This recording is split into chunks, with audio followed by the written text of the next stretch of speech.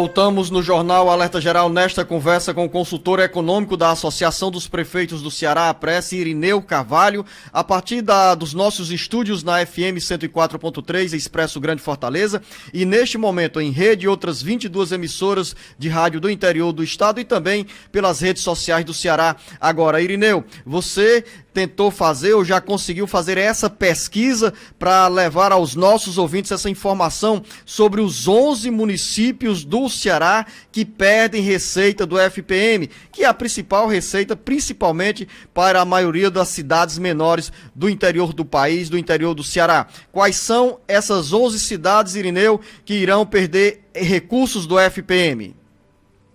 Olha, os que vão perder o 02, né, os 400, são 20. Os que vão ganhar que são 11. Eu vou falar aqui dos 11 e depois eu falo dos 20. Né? No caso dos 11, os três mais significativos seria Milhã, porque embora ganhe só 0,2, que é de 0,8 para 1,0, mas significa 25% da receita de FPM. Né? E Porteiras e Fortim, que sai de 1,0 para 1,2, que significa 20% de crescimento na receita do FPM e tem uma implantação imediata. Mas os 11 seria aqui. Nós temos Tauá, Tianguá, Milhã que falei, Porteiras, Fortim, Jijoca, Paracuru, Brejo Santo, São Gonçalo do Amarante, Horizonte e Barbalha. Esses são os 11 que ganham. Agora, os 20 que perdem, eu posso também falar aqui de imediato. Irineu, você falou os 11 que ganham, mas precisa incluir também Eusébio e Itaitinga nesta lista. Eusébio e Itaitinga ganham 0,4, os 11 ganham 0,2. Os 11, ou seja, os 11 ganham 4 milhões por ano e Eusébio e Itaitinga ganham 8 milhões por ano. São 13 cidades do Ceará que terão mais recursos do FPM. Perfeito. Agora, e um dado importante, Luzeno, é que esse ganho e essa perda não significa que o Estado como um todo ganha ou perde. O bolo é o mesmo. Se uns estão ganhando, outros estão reduzindo o próprio ganho ou perdendo. Né? O bolo de FPM para o Estado do Ceará, dos municípios do interior, representa 4,58% do bolo nacional. Então, qualquer ganho ou perda é uma redistribuição dentro do Estado. Essa conversa está boa, Irineu, só para eu tirar uma dúvida aqui, porque eu me conflitei com o jornalista Beto Almeida. São 11 municípios que ganham mais recursos do FPM. Incluindo aí Eusébio já, tá? Pode terminar, Beto. Não, incluindo os dois municípios que estão com um percentual maior, não é isso, Irineu? Aí são 13.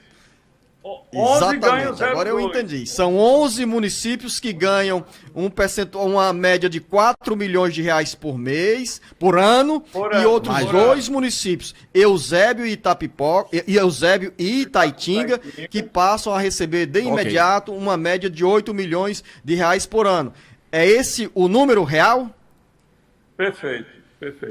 E os 20 municípios que perdem dinheiro do FPM de forma escalonada entre 2024 e 2034, Irineu, quais são essas cidades? Pronto.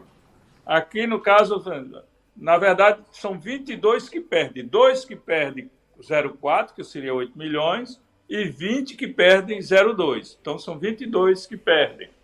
Que no caso seria além de Catarina e Maranguape, né, que os que perdem mais, eu teria Acopiara, Itapajé, Boa Viagem, Pacajus, Iguatu, Potengi, Abaiara, Choró, Apuiarés, Aiuaba, Caridade, Piqué Carneiro, Cedro, Aurora.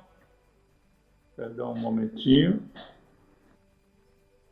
Passando aqui no Jornal Alerta Geral com o consultor econômico da Prece, José Irineu. Pois não, Irineu, já resgatou aí os números? Já. Ipueiras, Amontada, Viçosa e Aquiraz. Nessa lista estão 20 municípios que perdem em média 4 milhões de reais por ano. Perfeito. E 148 cidades do Ceará não têm alteração no FPM. Perfeito. pode até ter em função do ganho ou perda de alguém que vai redistribuir dentro do Estado, mas seria insignificante.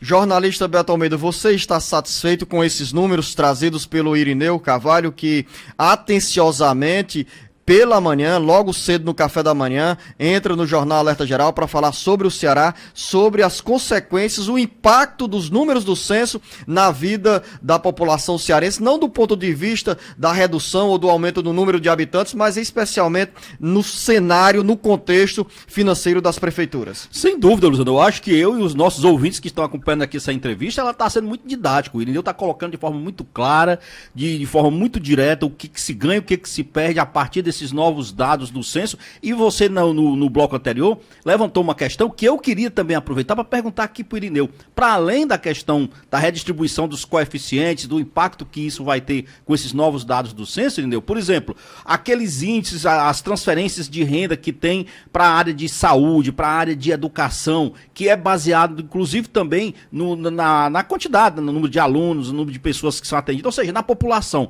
Isso também vai afetar, né, essas transferências de renda que são diretas para os municípios na área da saúde e da educação, por exemplo? Olha, na área da educação não teria muito impacto, porque já se dá em função da matrícula, né? Então, esse dado real já existe. Se você vai pegar o Fundeb, é em função da matrícula.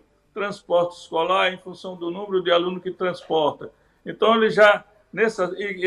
que é o grande volume, né? Então aí não tem nenhuma importância, a não ser através dos anos, isso já vinha sendo implantado. Agora, no caso da saúde, pode ter alguns indicadores que são repassados realmente em função de uma população estatística existente e em função desses novos números, então abate um pouco a arrecadação no caso da saúde. Quer dizer, Irineu, como nós temos os dados, os critérios do FPM, que são implantados, que são instituídos num período de 10 anos, ou seja, a contagem do número de habitantes para efeito de divisão desse bolo tributário, desse bolo de recursos por meio do FPM, é feita essa contagem a cada 10 anos, o impacto mais direto nos cofres dessas cidades é justamente agora, diferente desse relato que você acaba de nos fazer em relação à área da saúde, da educação, porque se tem queda no número de habitantes, gradualmente a cada ano vai reduzindo o volume de recursos repassado, por exemplo, pelo Ministério da Saúde para essas cidades que estão tendo queda no número de habitantes. Essa é a realidade?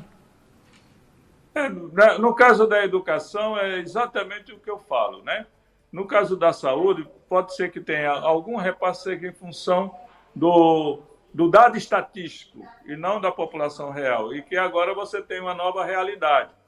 É bom ver, no caso do FPM, é bom citar que anualmente o IBGE faz estimativas e repassa para o TCU para ele recalcular coeficientes. Logicamente que com o crescimento, como o Ceará está aqui, um crescimento de 0,33% ao ano, quer dizer, muito baixo, né? A média do Brasil seria de 0,52%, ou seja, nesse período o Brasil cresceu 6,45% a população e o Ceará 4,01%. Então, a alteração na população daqui para frente ela vai ser muito mais lenta e com pouco efeito em alteração dos coeficientes de FPM. Nós conversamos aqui no Jornal Alerta Geral com o consultor econômico da Associação dos Prefeitos do Ceará, Irineu Carvalho. Irineu, fico feliz com essa possibilidade, essa oportunidade de levarmos com você essas informações que mexem com a vida da população de quase 40 municípios do Ceará, que terão mais dinheiro ou menos recursos do Fundo de Participação dos Municípios. Agradeço e, ao mesmo tempo, Beto Almeida, quero aqui aproveitar a oportunidade para parabenizar o Irineu, que se tornou avô mais uma vez. A gente havia convidado o André Carvalho, que é filho do Irineu, para dar entrevista nessa área aqui. Aí ele disse: Luzenor, me perdoe, mas dessa vez eu estou como pai recente, estou acordando um pouco tarde, então peça ao meu pai para dar essa entrevista ao Jornal Alerta Geral. Então, a gente fica feliz por ter tanto a você quanto o André sempre disponíveis para falar à população do Ceará por meio do Jornal Alerta Geral sobre os assuntos que interessam ao cearense. E também feliz pelo seu sorriso, pela sua alegria de aumentar aí o número de netos com a chegada agora de mais de uma filha, um filho, eu não sei aí, o André não me falou. É filho. Pois não, Irineu?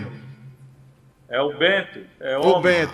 Que seja bem-vindo Saúde ao Bento. Ao mundo, o Bento. Irineu, muito obrigado, parabéns mais uma vez pelo presente como avô e agradeço pela atenção conosco aqui com os nossos ouvintes do Jornal Alerta Geral. Um grande abraço. Um grande abraço, Luiz Renaud, Beto e todos os ouvintes. Foi um prazer.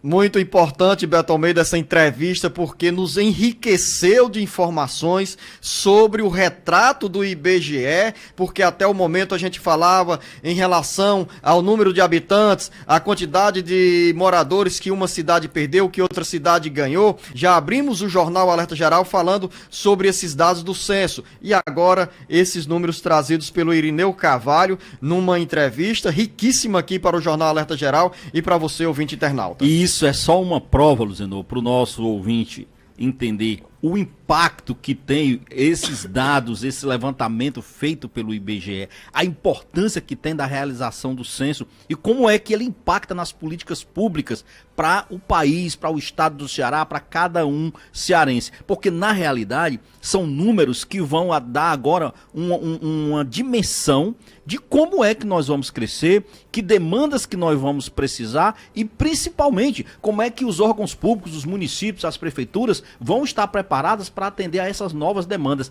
Olha, é importantíssimo, a gente teve o último censo em 2010, era para ter acontecido o censo em 2022, aí teve problema de falta de orçamento, teve para pandemia, teve inclusive, Luzenor, muitas residências, mais de 1 milhão delas só em São Paulo, aqui no Ceará também teve esses casos, de pessoas que se recusaram a receber os recenseadores, mas olha só, os números estão aí, e hoje a gente pode dizer o seguinte, o IBGE venceu essa dificuldade e hoje não faltam números oficiais para fazer o planejamento do Ceará e do Brasil.